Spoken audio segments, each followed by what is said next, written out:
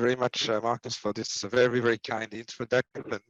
But before all, I'm a friend of God. I'm a disciple of Jesus.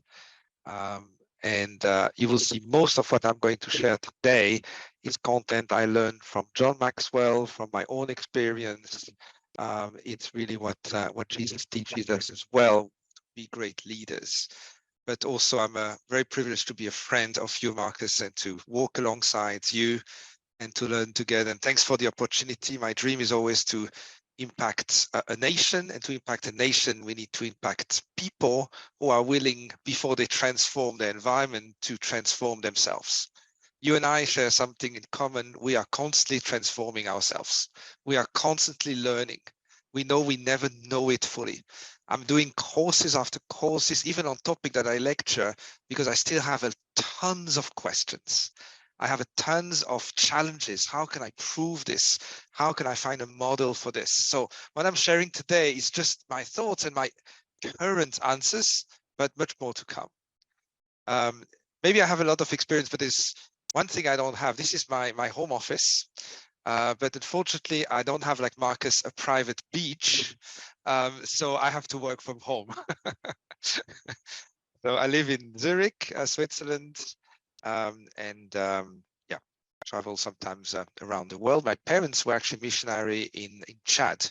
So I was supposed to be born in Africa, but medical issues happened with them. So I ended up in my home country of Switzerland, but I love to discover many cultures.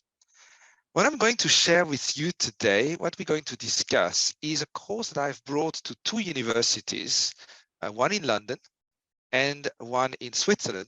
And I have a slightly different version for the MIT Professional Education, where I lead a course of leadership in innovation, mostly with people from engineering backgrounds. And I have also created a version for a company that I work with as well. So this is content that I bring to university, to students, international business students, to engineers. Now, you might be surprised that it's incredibly simple. The principles are simple. We're going to start with the initial simple thoughts. I know the world is more complex than that. And as we go down, especially with your questions, with discussions we have in the second part, that's where we can bring it closer to your environment, to your world.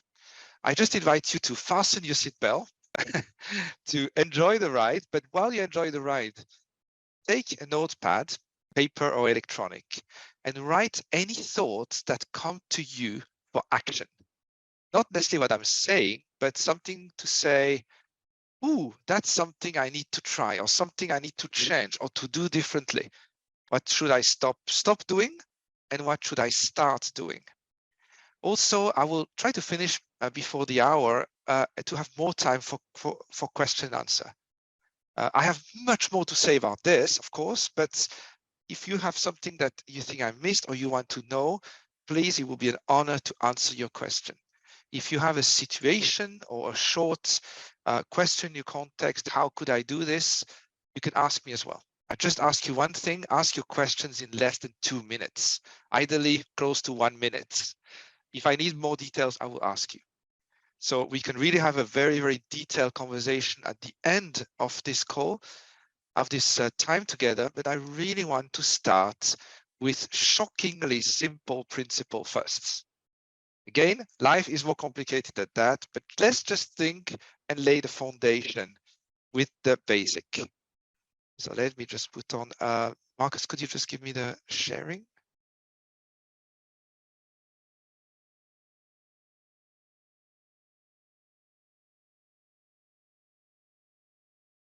This co-host would do. Okay, let me try. Here we go. Just a quick second to have the best option. I think that would do it. Well, okay.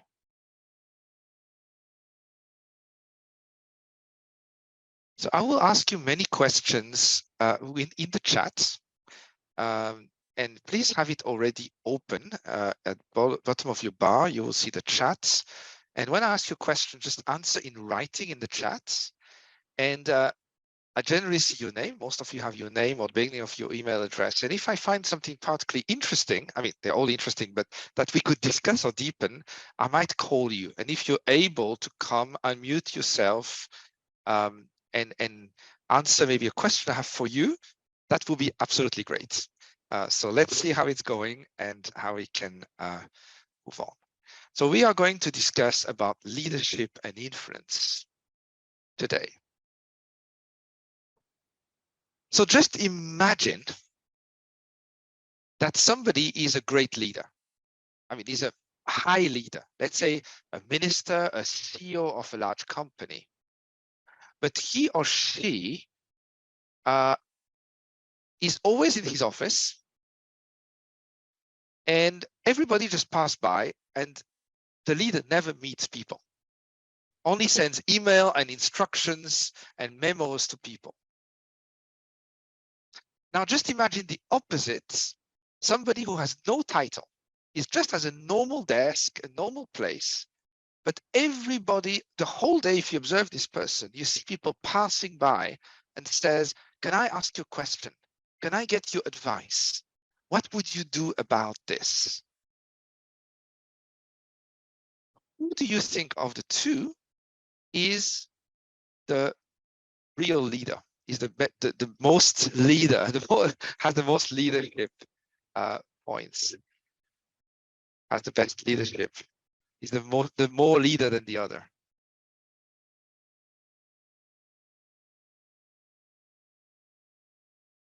Maybe if you have the chat, sorry, I just lost my chat. Let me just bring it back.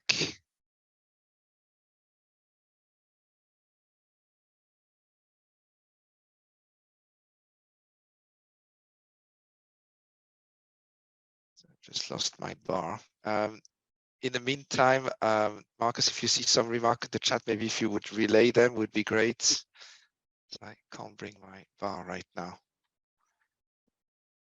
Oh, it's there. I found it. Just give me a second. So do you think it's more the number one, the official leader always in his office, or the person who is stopped by and ask for opinion and advice the whole day? Who is more a leader than the other? The second one, who is visible, of course, number two. Okay, that was a bit a rhetoric question. Now let me ask an even easier one. Who has the most influence?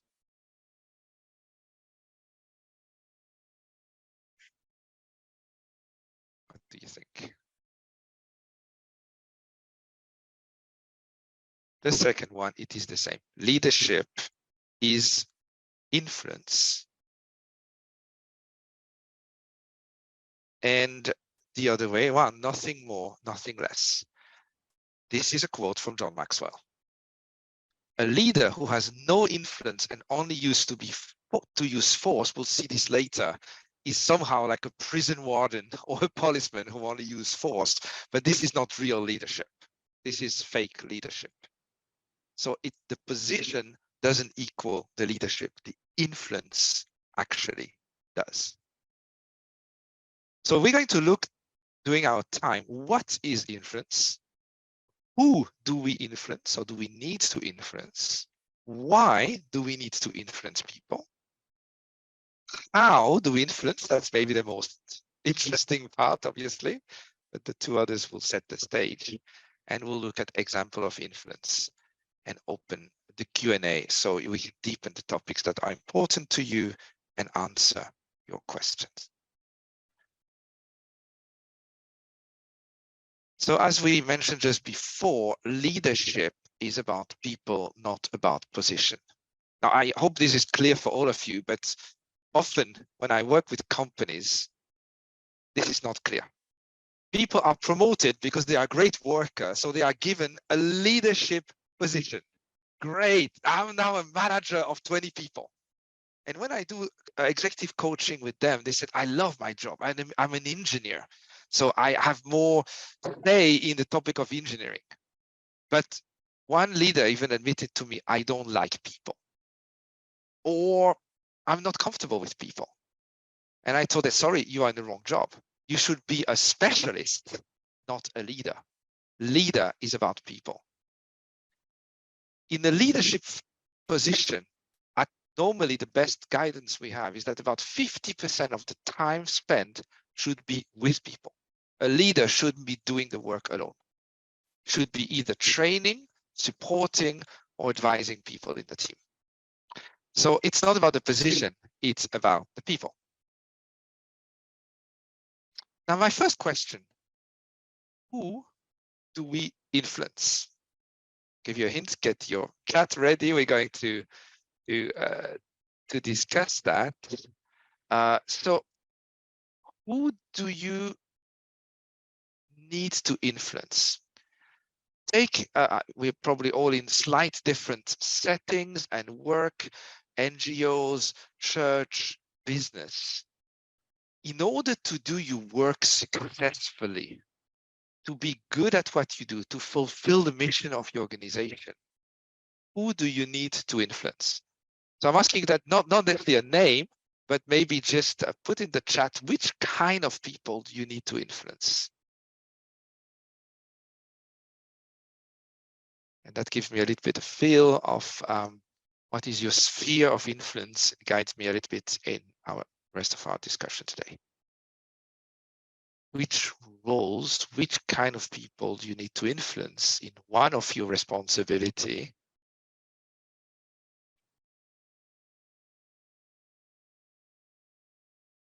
So the base leader, that will be the, thank you.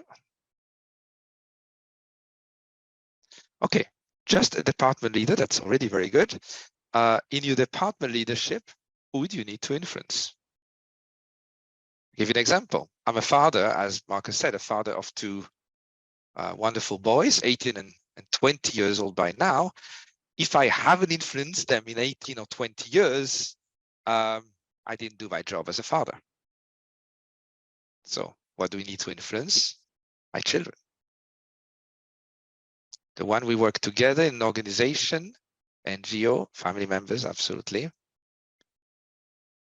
If there are three people, and I'm asking questions in the chat, but you can take your own notes, even by putting name for yourself, who are the three people who are critical for you, for your role, then that you need to influence, that need to be aligned with you, that they need to understand and mostly share your views and your position.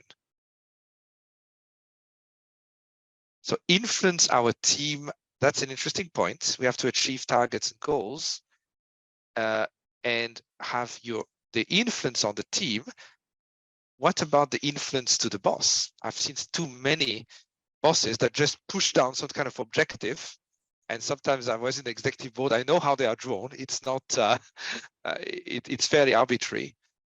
We can also influence our bosses, the management of our company even on their objectives. So my boss, my peers, my team members, Matthias, that's pretty much a 360 view, absolutely. But you see just some examples. We need to influence nearly everybody around you. But as you will see, it is fairly complex to do it well. So we will have to be fairly selective. Who are the most important people? If I influence my neighbors or not, okay, that's not the most important thing. Or if I do, on what? So influence who is a very important question. And if you're a leader, of course, you have to influence the people under you. That's obviously, but other people as well. Now, sorry, I was just on the wrong text here. Why do we need to influence? Many people, when I discuss with them, said, hey, I don't need influence. I just need to do my job. I'm given instructions and I do it and I deliver the results back. Why do I need to influence people? Examples, those we mentioned before. Why is influence important?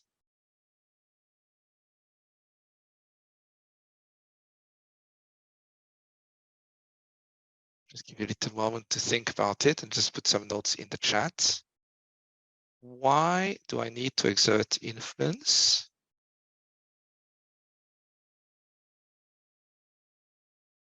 These are all real questions. They have often from people. I don't need to influence anybody. I just shut up and do my work. Do you agree?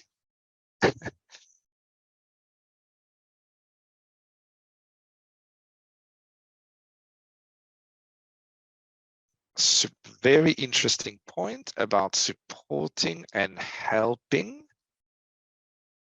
And maybe a question to you, supporting and helping is one thing.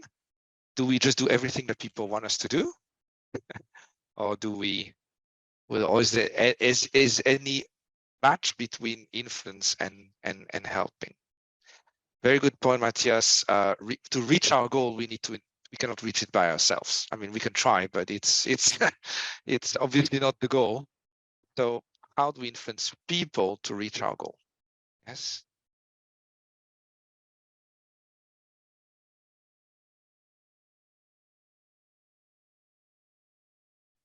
Absolutely.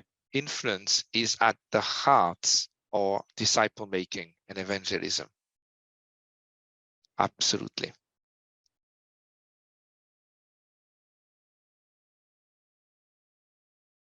Maybe one or two other reasons to influence people.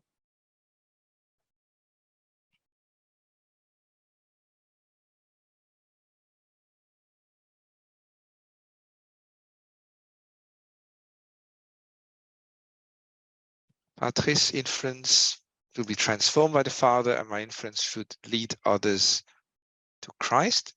Absolutely. And we'll see a bit later how we can do that.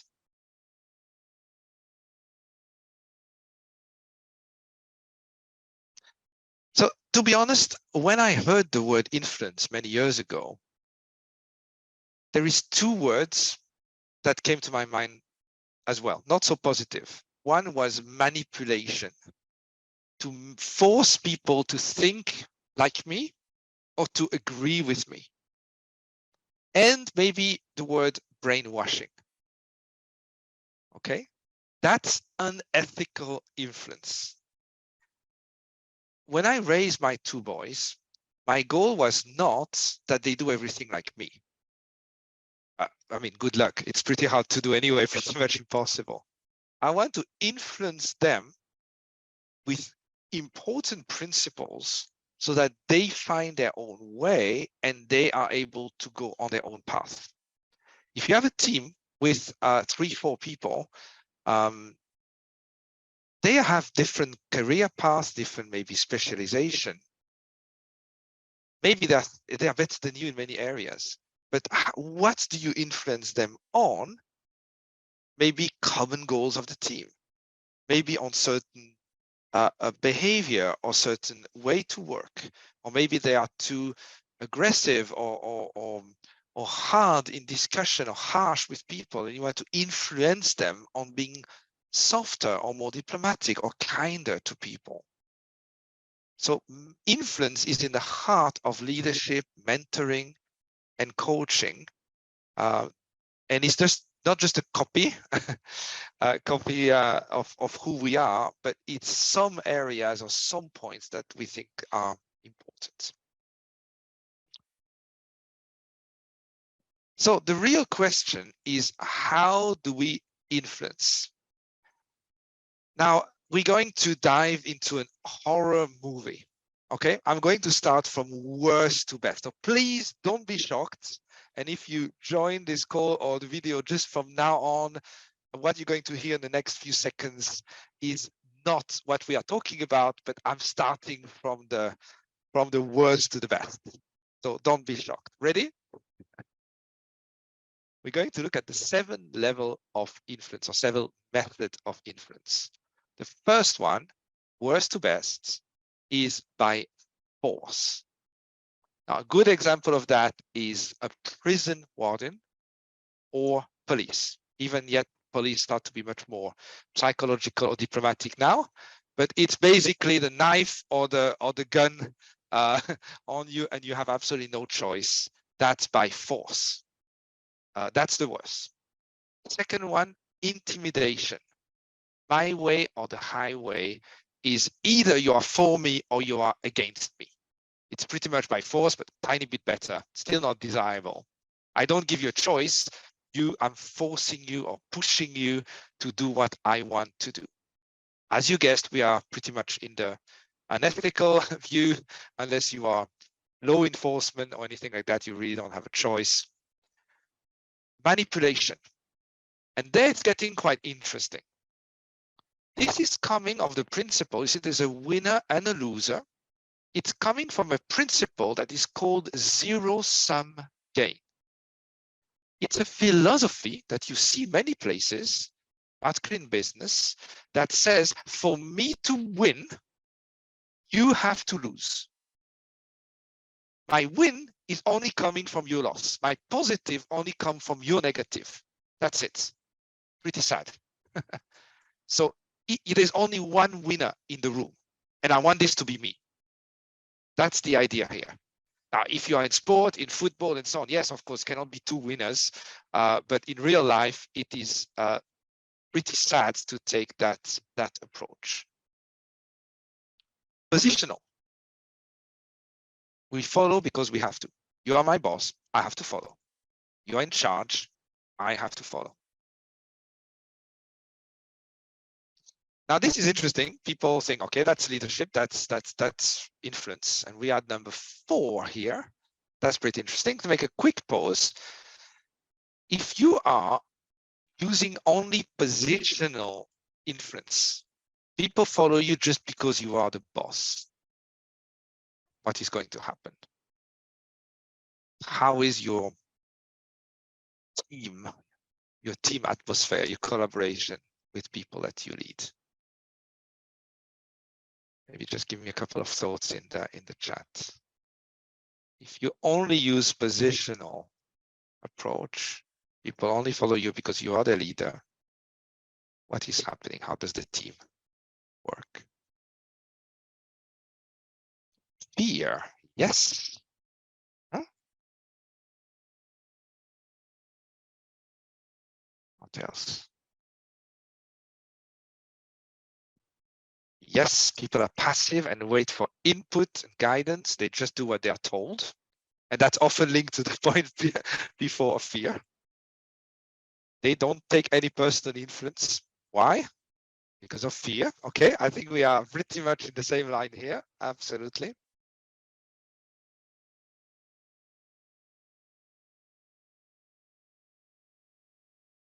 Great. I'm working with a company and with the director of learning and development in a fairly large company. And this leader is telling me, suddenly in the middle of conversation, I have to be careful about my job, to be able to keep my job. Wow. And when I suggest certain things that can be changed and transformed, she's replying, my boss will not agree on that. She's not even trying. Wow. That's positional influence and positional leadership. Now, as I learn many points with John Maxwell and his right hand, Mark Cole particularly will explain that if you are new in a team, that's where you start. If people don't know you, you can't have an influence on people you don't know and people who don't know you. So positional is sometimes the base, or sometimes we might use it, but that's the absolutely bottom of what we do. The first 3 are truly unethical leadership ways, again, except in areas of crisis, if you have to evacuate a building or in case of huge conflict, but this is not what we do in the daily life. Next one, exchange. We both win something, called obviously win-win. Now, in pretty much every business school and business study, negotiation, diplomatic, and so on, we say this is how it works. Pretty good, pretty good. If I want to gain something from you, I will give you something else. I learned from a legal specialist in contract negotiation. Both people want the orange, but if you deep dive, you realize one wants the skin of the orange and the other one wants the inside of the orange. So you share the orange and everybody's happy. That's win-win. Problem is, for everything you give, for everything you take, you have to give something. I used to build a group of leadership trainer and coaches worldwide. And at some stage I had 15 people all over the world. And one said, I'm only going to join your group if you join mine. He was doing something else, slightly different, complementary. And I said, look, I have a problem. I cannot, by having 15 partners, be part of 16 organizations, and probably even more than that, but minimum that. You have to trust me and come with me, because I cannot give back and have a reciprocity in everything I do. In some cases, yes, we are trying to have an exchange, but that method is limited.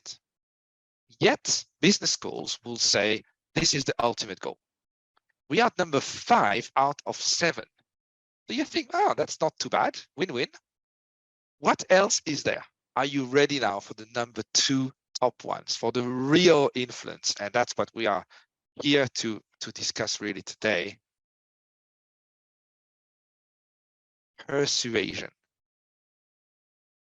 Even if people have something to lose, you convince them that your way is better. Imagine we're talking about making disciples and leading others to Christ. You cannot have a win-win approach with people in this way. They have to be convinced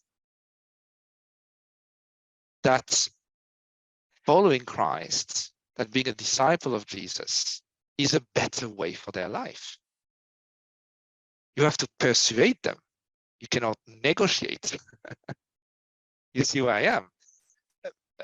If somebody comes with a great argumentation, you see a great TED talk or speak, and he's like, wow, now I realize there's a better way. Wow, I'm really learning something. I'm convinced I'm going to change my way of doing this. So persuasion is really about bringing a better way that convinces the people. What is the top one? Number 7 of 7, respect. Now, respect is a very wide term, but it's we follow because of the request and the respect for the influencer. Just take the person you admire the most. I tried to take somebody that everybody would probably agree on. What is his name? I have a problem of memory. With age, it doesn't get better. Take a very famous public speaker that people mostly agree, and he said, "I want you to be part of my team." And you think this is the chance of my life. To Simon Sinek, that's the one I was trying to search, or John Maxwell. Say, hey, I want you to work for me and to be my representative. Are you going to negotiate and says what you give me in where's the win-win?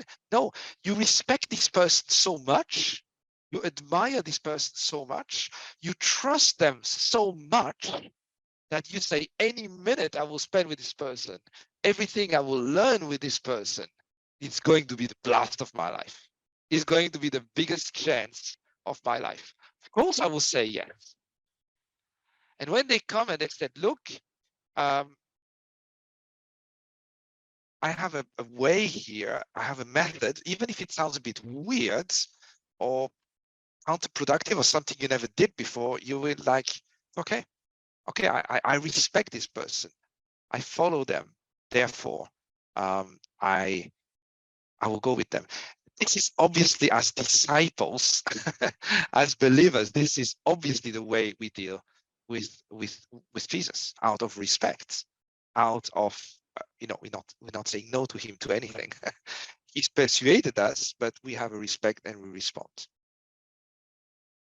Now, just imagine, and this is my goal for all of you, that you are in this category 7 out of 7. That nobody find any fault about you. Everything you do is so inspiring that your reputation, not the fake one, not the public relations one, the real one, that you're truly a servant of people, servant leadership. That everywhere you go, people says, wow, you are such an example to me.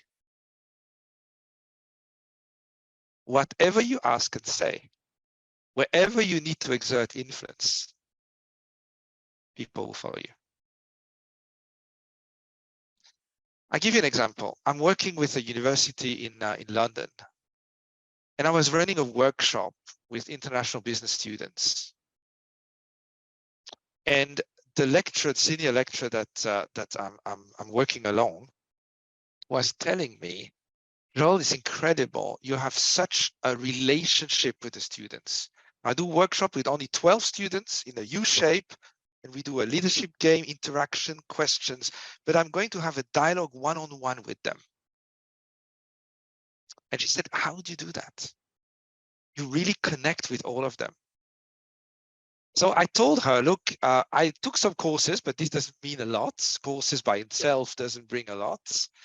I'm well rested. I'm not working 8 hours a day on those days. I'm just running one workshop per day and well prepared. But last year I told her my real secret. I served in a church, probably 10, 15 hours a day as a volunteer. And I learned to love people, pastoral care to the roots. And I told her, because of my faith, what I learned, Jesus loves me, I can love people.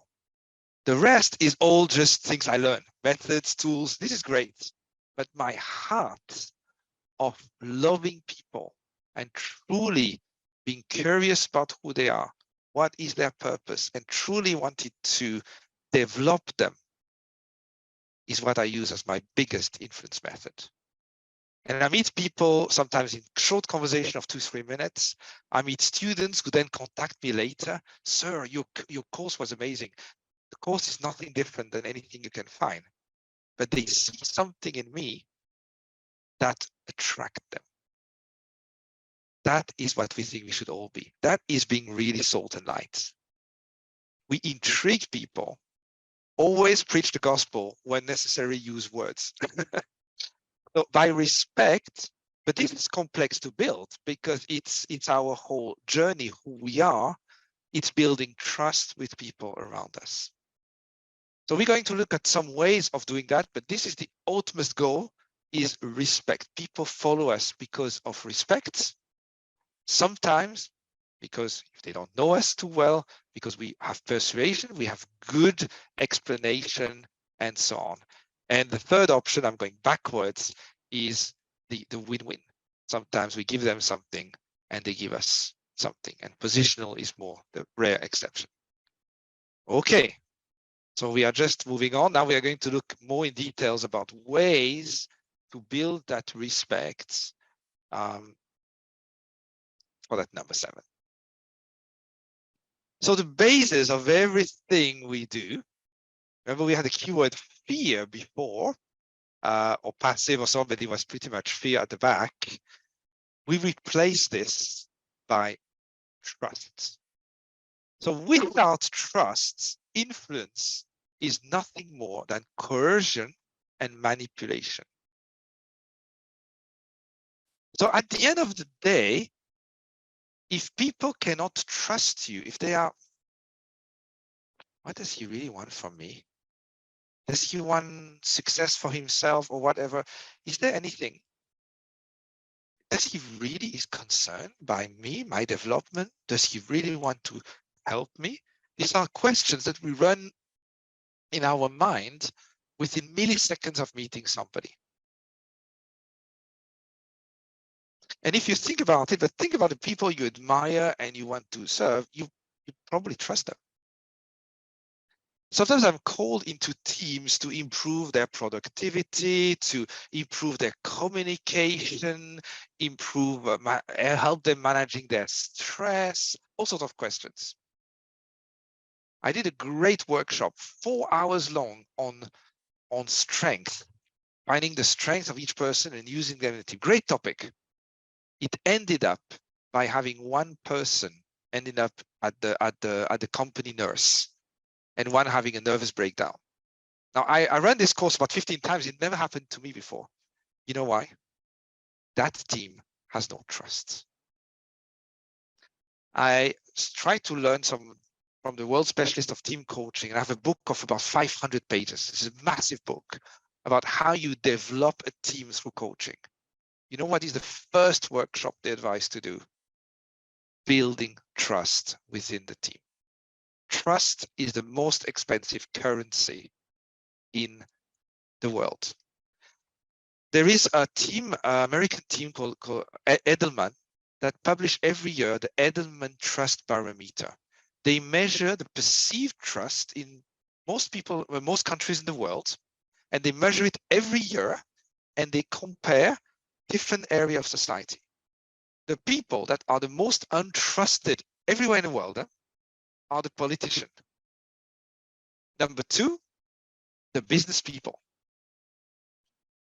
Journalists are coming pretty much to the bottom as well. And often religious leaders are in the low 30% as well. They trust their hairdresser, their neighbors, and their family members far more. Trust is difficult to build. But trust is totally needed for influence. Otherwise, people follow just when they have two and you are in the first 4 or 5, maybe just in positional as such. Can people trust you that you have their best interest in mind? That whatever you do it for them? That's a very difficult question. And I'm asking it when I work with people. I take the trust, I don't take it for granted. Trust needs months, if not years, to build. It needs seconds or minutes to be destroyed. So that's a topic for itself, but just wanted to give you a point, just another quote. Trust and the speed at which it is established with clients and employees, but you can think of anybody you interact with, is the essential ingredient for any high performance and successful organization. This is from Stephen Covey's son, Stephen M. Covey, on a book called The Speed of Trust. His point is that if you are working in an organization and everybody trusts the leader, trust each other, you could just say, let's do this, and people will quickly do it. If you have low trust, everybody will constantly question why you're doing it. What do you want from me? Why are we doing this? And those discussions of evaluating the why, the if, the so on, takes a lot of time and slow you down and reduce your performance. So building trust is helping us to be really, really good as a team, as people working together or reaching goals together. Stephen Covey, and I think that's the father, said, when you show deep empathy, moving to another word, we had trust, now we have a new word, empathy. When you show deep empathy towards others, their defensive energy goes down and positive energy replaces it. That's when you get more creativity. Again, when people feel that you would understand them, they will be with you. They will not push back. They will not be defensive against you. Now we can use that just as a trick and it's close to manipulation, but if we do it with hearts, this is actually what we do. Give you an example. I worked with a large company in Lebanon to help their most senior leaders to work with a crisis they had at the time. They had 3 crises: COVID, the ports that exploded, and a petrol crisis. People had to get up at 4 o'clock in the morning to queue for 3 hours to tank and come to work. Yet the management says people have to do their work. Personal problems are not what we take care of. They have to deal with it themselves. So I asked them a few questions and let them speak together. And one of the leaders came up and says, but we have more experience than them, fairly young workforce, like in Malawi and most part of the world as well. Maybe in a few minutes, we can give them a tip how to save 1 hour of their morning to tank. And I said, wow, you're on a great track. Because remember, if people have been getting up so early and they have the worry about their own family, their own safety, they cannot really go to work. They have to bring their private coat and hang it at the at the cloakroom so they can really come to work. How do you do that? This might be just a 5 minutes discussion. How are your family doing? How are you doing? Do we have to solve every personal problem of everybody? Of course not. We just listen to them, acknowledge them, and we learn this in psychology, just saying, wow, this must be hard. How do you deal with it, or how do you cope? How are you doing? Is already helping tremendously. And then people can be really with us. I have many conversations with leaders about this, and it's very powerful, very simple, but very powerful. Okay, let's continue. Imagine you are speaking at a conference or at a meeting in a company. People start to take their seats. You are sitting on the stage. You haven't spoken yet. Takes what, 5 minutes or so to get ready, and you come on the stage and you open your mouth before you even say your first word. People have already made their opinion about you. You say, yeah, but I haven't said anything. No, you haven't. Because people, before people decide what they think of the message, they decide what they think of you. The way you walked in the room, the way you greet them, the way you smile at the people. Are you tense? Do they feel like you are in for you? Are you looking at the people? Even before you spoke, even before you said any word, they guess what your intentions are. They guess. This is natural. We all do that.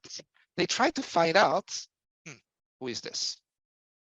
What does he want from me? What is the goal? This is happening in a milliseconds automatically in all of us. So yes, people shoot the messenger before they shoot the message. And the same message carried by different people. Remember, if you are fully in the zone of respect, or you are just a positional leader, the same message will have very, very different results. So this is Amy Cuddy, a wonderful author and professor in the fashion topic of connection with people, bringing that point. People have already an opinion about you. Yes, first impression matters, even before you speak. Just give you an example. Instead of being on the stage revising your notes, you are at the entrance greeting people and saying, hey, wonderful to see you. What's your name? Oh, Peter. Wonderful. Even maybe ask them a question. If the topic is influence, you say, hey, who is your influencer? Who influences you? And as you start to speak, you already have examples, points, and names of people, for example. We don't want just to learn tricks, but we want to have the right heart, but then have tricks or have best practice supporting what we do. Again, it's different context, but how can you connect with the people to show your heart before you even speak? So as you walk, as people see you, there will be 3 questions on their mind. They want to know, do you care about me? Can you help me? Can I trust you? They might have a doubt on one of them, but if 2 of them are clearly no, maybe even 1, they're just going inside their mind to cross their arm and say, I don't know. I'm going to listen, but another guy who wants to sell me something, another guy who wants some money, another guy who wants to convince me of things or whatever. And you'll be on a very hard ground to convince people. Same when you lead your team every day and your people. Do they really believe that you care about them? That's empathy. That you're really helping them, you're really developing them, not them just to fulfill your goals, but them personally. And can they trust you? Do you trust them? That's even empowerment in the team. I promise you those are very simple principles, but they are extremely powerful because often when I work with leaders in the team, I come back on those principles and challenge the leader to think about those points. for effective leadership. So now you know what it takes to influence. How can we increase your influence? So by adding value to others. Now I've been working with John Maxwell for, what is it now, 8-9 years. Years goes by, Marcus, and we have to really update the numbers every time, but it's quite a long time now. And he always talks about adding value to people. Now, adding value to people is not doing everything they want you to do. If they say, what can I do for you? And they said, I want you to pay back the mortgage of my house, maybe not. But it's getting their development, getting something in mind for them. What can I do for you? How can I help you? People are usually reasonable what they ask. And often I will ask this. I'll just give you one example. I was approached by a student who was at the university in London, and he sent me a message on LinkedIn to say, would you, I'm looking for a job, could you help me? Now I replied straight away and I said, I knew which kind of job he wanted. He told me. So, and I said, look, I have no contact in that industry. I don't think I can just recommend you to somebody and it will work. But instead, I could give you an hour of career coaching. He said, oh yes, wonderful. So then he said, how much should I pay? I said, no, it's a present to you. It will be my pleasure to help you. And we looked at his strength, his interest, his experience, his sweet spots, his profile. I played a mirroring function of saying, from what I observed in you, you are great at this. Does that make sense? We worked on his profile. I enjoyed it so much, and I think he did as well. I gave him another hour for free. We simulated a networking session with his most ideal business leader he wanted to have. How would you approach this person? What conversation starter would you use? Building network, not asking for jobs. Big, very, very, very big difference. And after these 2 hours, which I think were useful for him, I went on LinkedIn and I type a message that says, part of my work with that university, or part of my joy, is to meet great potential leaders, great emerging leaders. This guy, I named him and tagged him, is one of them. I strongly recommend this wonderful talent to any company in this kind of segment. How long did that take me? How much did that cost me? Nothing. He replied and said, thank you so much. And then the senior lecturer I was telling you, said, he's one of our best talent we have in our school. Wow. He had the courage to approach me, and I found this remarkable. We had a great conversation. How much did that cost me? 2 hours and 10 minutes of my time. It was a great pleasure to add value to him. Do you think that if he's successful somewhere, he will bring me along, maybe as his mentor or coach? Potentially. I'm not doing it for that, but it is influence. Did I influence him? Of course. I influenced him by adding value to him. But obviously, we need to add value to ourselves. We need to continue to grow, to transform ourselves so that we have more value to add. I constantly reflect on my objective. Every time I have a conversation, coaching session, discussion, even after this session, I will always think, was it too much of Joel in there? Did I really serve them well? Was really concerned with them? Or was I just bragging about myself? That's a very valid question. I have difficulty to answer it, to be honest, many times. I want to progress. I want to grow. I need to add value to myself, to challenge myself, to get mentored, to get coached, to get supported by great friends like Marcus and many others, because I want to add more value to people around me, to be more influential, to be more in that respect segment that we discussed before. So another great quote, there's a lot of them. Get in the habit of helping people out, and don't wave it and say, oh, no big deal.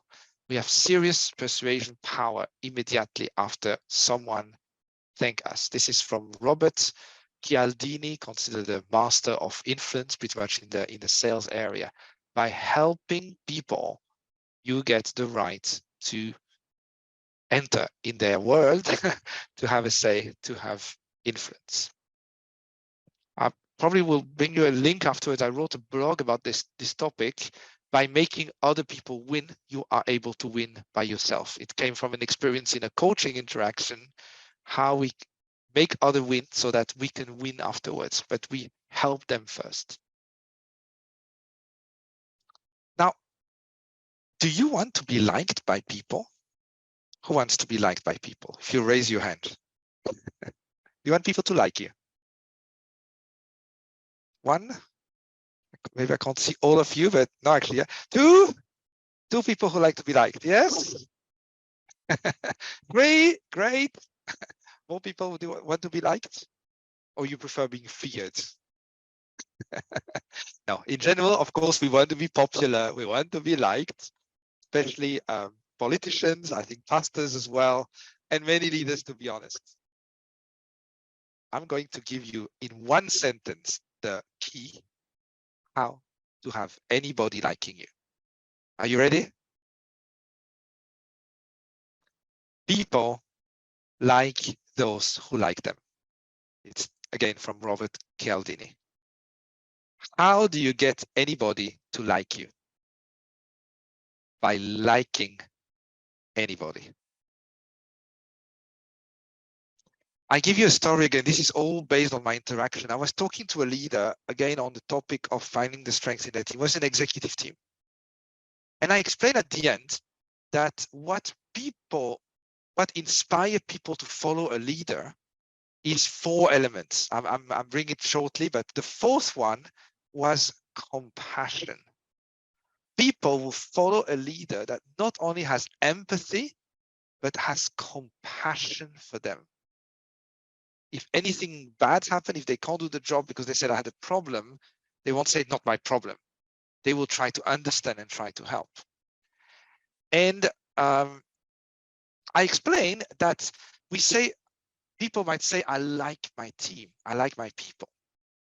More and more, even in the academic world, we start to use the word love. I love my team. To be honest, if you're supporting a football team, sport team, you don't say, I like team XY. You said, I love them. There is passion, there is interest, there is support.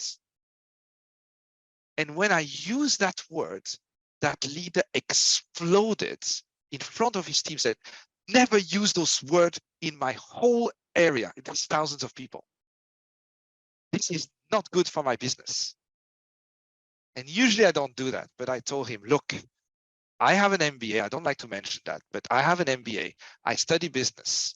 And now I'm looking into human science. We have academic and research proof that compassion and connection with people help for business achievements and productivity in teams. I discovered later that this same person, maybe there's a link, maybe not, up to you to judge, but is a strong atheist who believes that anybody who believes in something is stupid. Interesting, huh? So what you give to people, if you like them, if you love them, they will usually, unless they have serious problems, this is not 100%, of course, they will like you or love you. That's how we get popular. Not by agreeing in everything they say, not by giving them everything they want, but by a heart connection with people.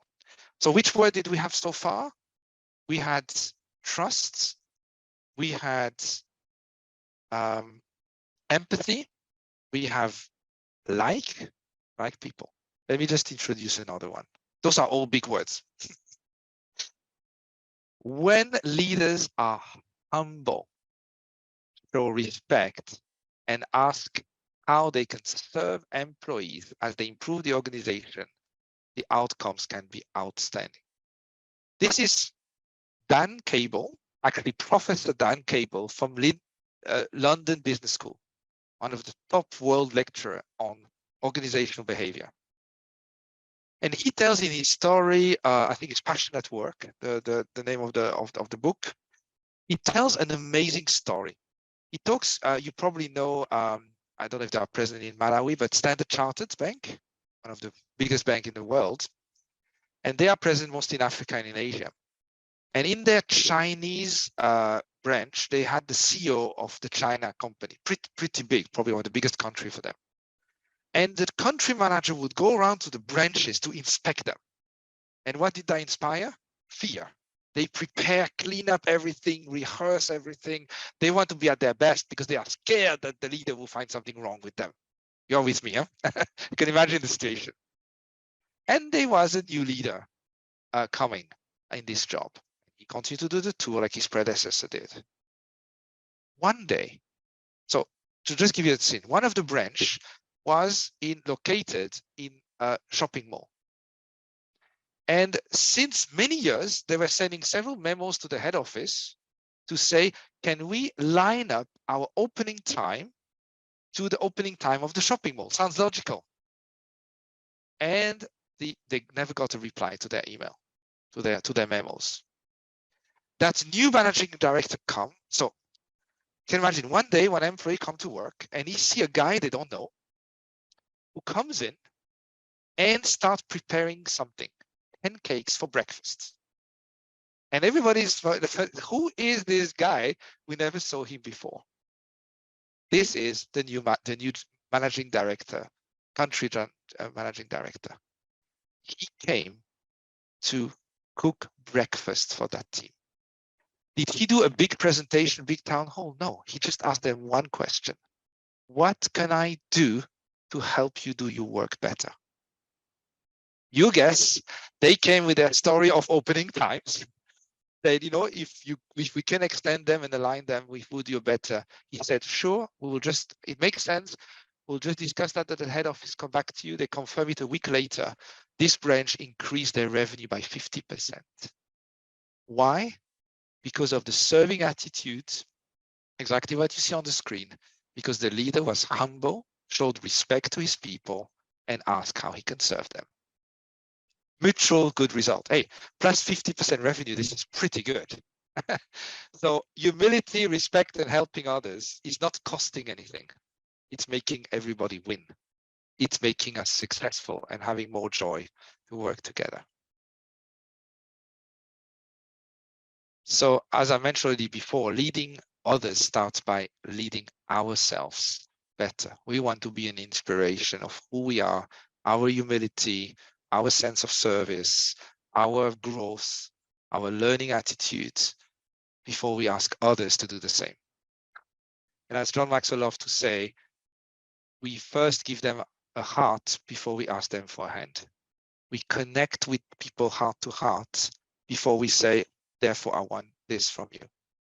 We inspire them first, and then they will follow. This is fairly obvious. So mastering your ability to positively influence others, of course, we talk only about positive, is the key to your personal and professional growth. Who has in any university and school had a course on this topic? How to influence people. I'm bringing this to some university because they said, we have all these books of leadership and we have maybe 1 or 2 sentences about this topic. It's rarely discussed. It's not taught at schools. It's not taught in universities. Yet I think it's one of the most important traits of leadership and mastering. So I can tell you more stories and so on, but I would love more that you ask me questions and that we have a discussion how I can be helpful to you, what I can help you understand, what I can expand on. You can type the question on the chat, or you can unmute yourself and ask the question verbally as well. Thank you, thank you very much, Joel. It was really great, inspiring as usual. And so I would now to open the microphone before I ask any questions, that give you the chance to ask your question or type in the chat. Please, this is now your time.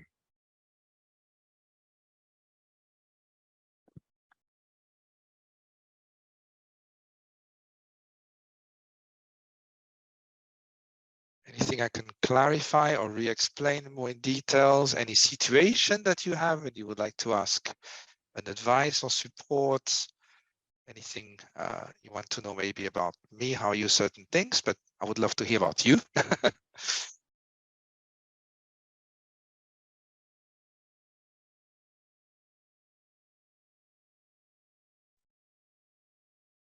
Thank you very much, Joel, for your presentation. I don't have any questions so far, but that was one of the most inspiring teachings I've had in the past. Thank you so much. Oh, thank you, Matthias. Thank you.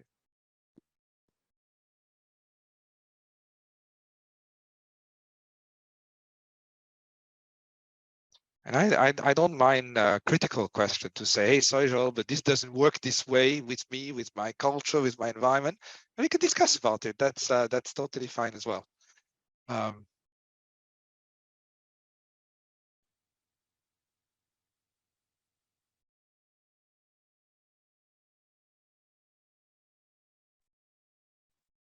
Hello.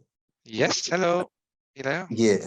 Thank you so much for the teaching. I was really happy about that.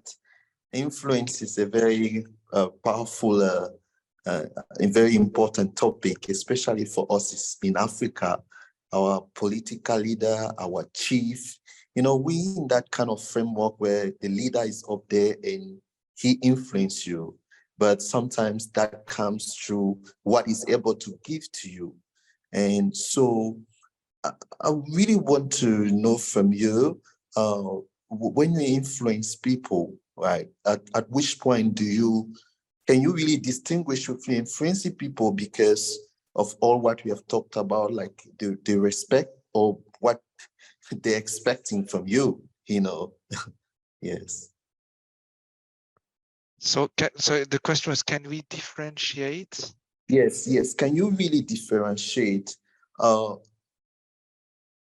what, maybe let me rephrase, what difference does it make to be influenced by people because of what they're expecting you to do for them more than what you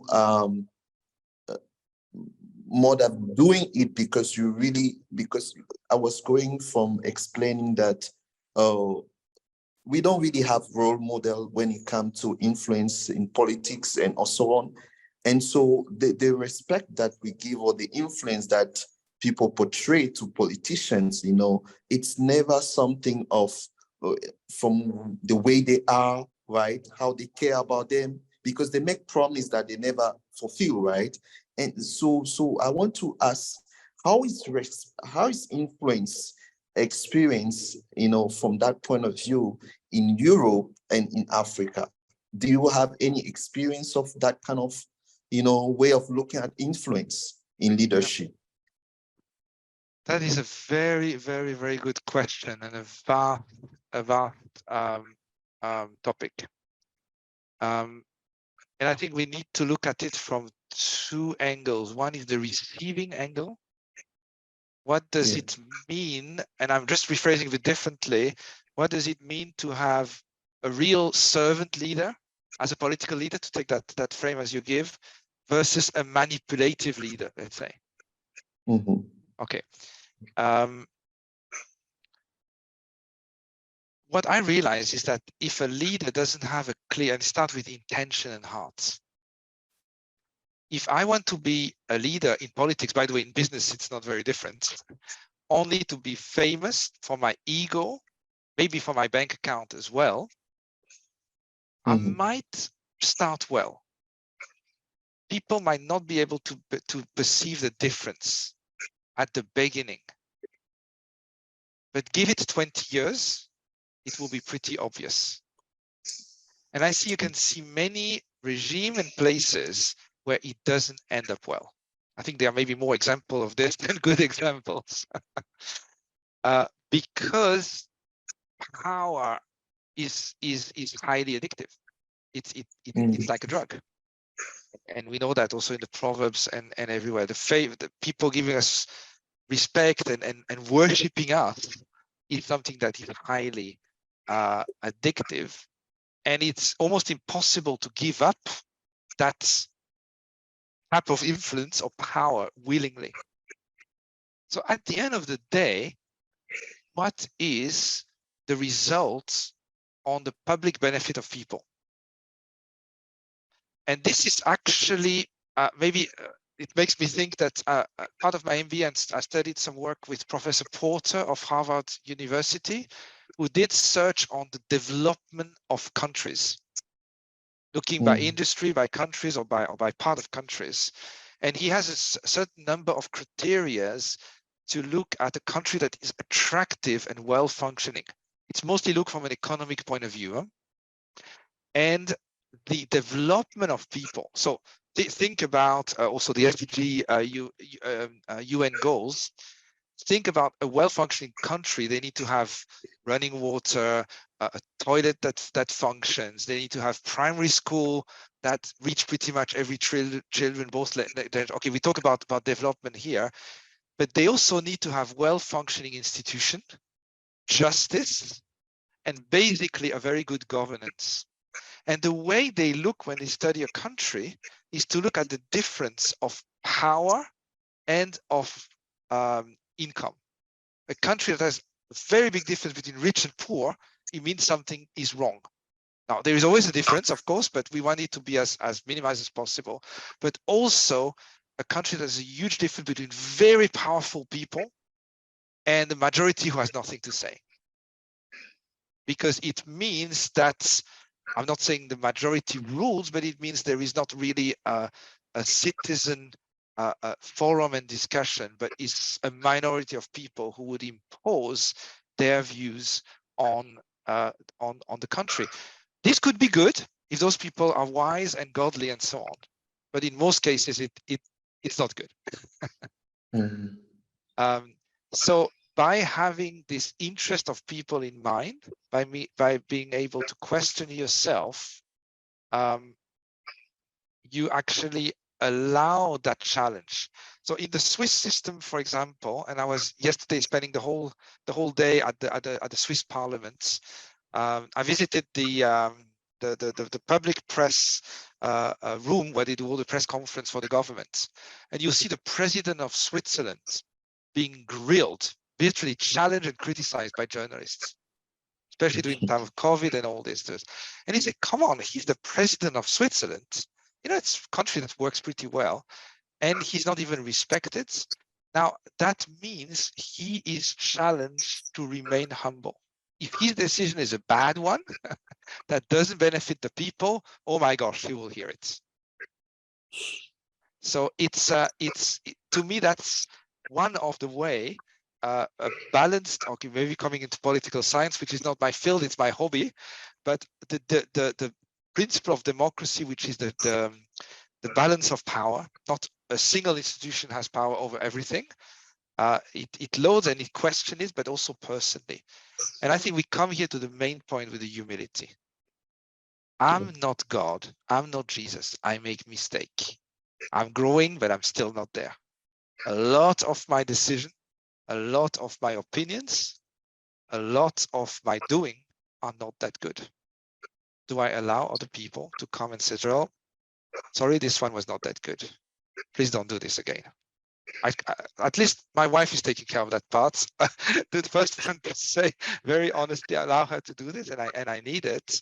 But I'm trying to surround myself to people to constantly revisit my motives, not just my vague intention, but my real motive at every moment, my emotions, how I see myself, and how I come across. And if you do this over years, and you leave yourself being challenged to remain humble, growing servant, you do that over 20 years, then you are in the pinnacle of the 0.7. You're on 7+++. You are one of the most inspiring people in your country or beyond. But this is not built in one day. So in summary, at the beginning, it makes almost no apparent difference, but in the long run, we can differentiate a serving leader who is there for others and the one who are there for themselves. Thank you so much. This is just bringing you in the park, by the hand and throwing you a lot of things, not necessarily connected, but just a few of my thoughts on that. Thank you.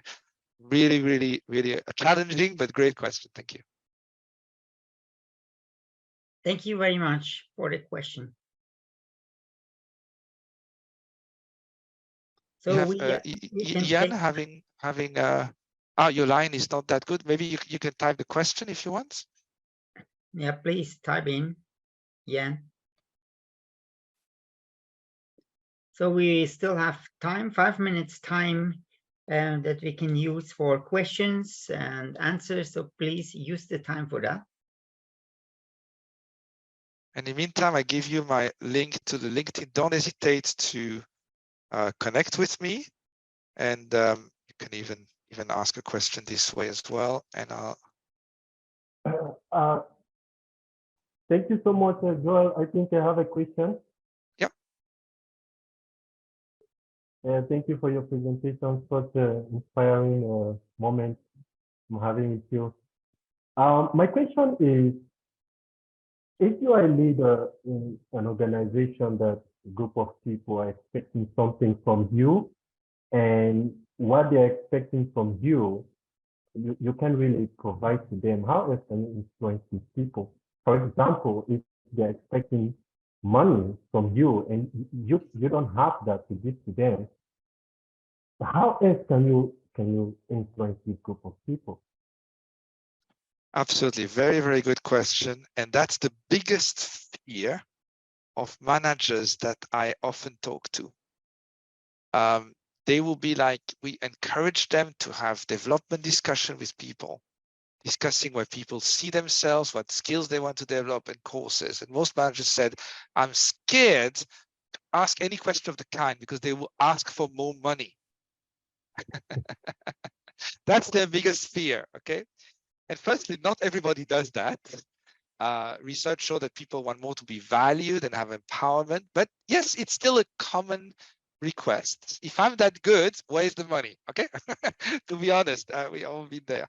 Now, remember when I was talking about the key elements, we had empathy, we had humility, but we also had trust. Now, I was a sales leader in an organization where, to be honest, and that's part of my calling, of the wake up of my calling, I had a abusive leader. And that many of the things he was asking me to do were not really right, and I had problems with them. When I was leading my team, I was as transparent as I could be. Some things were really confidential and I could mention them. But I was trying by a great amount to help them whatever way I could. You know, could you train me on this? Yeah, of course. Could you come one day on a sales tour with me to support? And of course, hey, I need help to write this letter. Of course, I'll do that. I helped them as much as I could. But when there was things that I had to say no, I could tell, look, I would love to help here, but this is not possible this year because we have some budget issue and so on. Or I need to see a little bit more of development and growth with you in those 3 areas we discussed last time. And maybe tomorrow, next week, we could reconsider or discuss that again.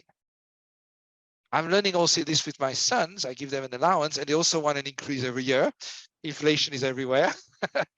and one time I remember I was telling my son, he asked me for something to bring him somewhere or drive him or something or pay him something. And I was nervous to answer.